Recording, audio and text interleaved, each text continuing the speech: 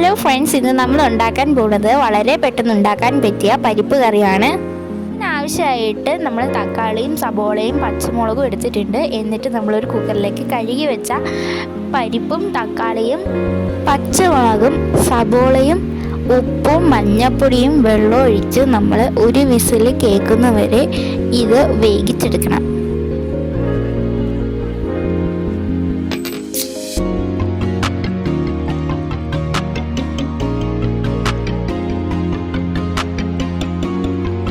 ഇതിപ്പോൾ വെന്ത് വന്നിട്ടുണ്ട്. ഇനി നന്നായിട്ട് ഇളക്കി കൊടുക്കാം. അതിനുശേഷം നമ്മളൊരു ചീൻചട്ടി എടുത്തിട്ടുണ്ട്. ഇതിലേക്ക് എണ്ണ ഒഴിച്ച് കൊടുക്കാം. എണ്ണ ചൂടായി വരുമ്പോഴത്തേക്കും ഇതിലേക്ക് കടുക് ഇട്ട് കൊടുക്കാം. കടുകൊക്കെ പൊട്ടി വന്നതിന് ശേഷം നമ്മൾ ചെറിയ ഉള്ളിയും വെളുത്തുള്ളിയും ഒന്ന് മൂപ്പിച്ചെടുക്കണം. മൂപ്പിച്ചെടുത്തതിന് ശേഷം മുളക് പൊടി ഇട്ടൊന്ന് ഇളക്കണം. മുളക് പൊടി കരിയാതെ നോക്കണം. എന്നിട്ട് ഇത് ഇളക്കിയതിന് ശേഷം നമ്മൾ വേവിച്ച് വെച്ച പരിപ്പും തക്കാളിയും ഒക്കെ ഇങ്ങനത്തേക്ക് ആഡ് ചെയ്ത് കൊടുക്കണം. ഈ പരിപ്പ് കറി നമുക്ക് വളരെ പെട്ടെന്ന് വീട്ടിലുണ്ടാക്കിയെടുക്കാൻ പറ്റും.